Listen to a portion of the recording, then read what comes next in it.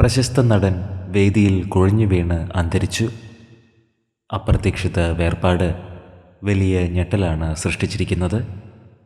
45-ാം വയസ്സിലാണ് നടൻ സുശീൽ കൗശിക് അന്തരിച്ചത്. ഡൽഹിയിലെ ഒരു വേദിയിൽ രാമലീല അവതരിപ്പിക്കുന്നതിനിടെയായിരുന്നു സംഭവം.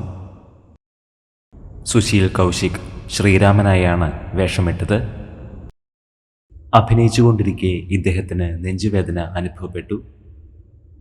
ഉടൻ തന്നെ സ്റ്റേജിൻ്റെ പിൻഭാഗത്തേക്ക് നടന്നു നീങ്ങിയ നടൻ കുഴഞ്ഞു വീണു. ആനന്ദ് വിഹാറിലെ ആശുപത്രിയിൽ എത്തിച്ചുവെങ്കിലും ജീവൻ രക്ഷിക്കുവാനായില്ല. സുശീൽ കൗശിക്കിന് 45 വയസ്സായിരുന്നു. ആത്മാവിന് നിത്യശാന്തി ലഭിക്കട്ടെ എന്ന് നമുക്ക് പ്രാർത്ഥിക്കാം.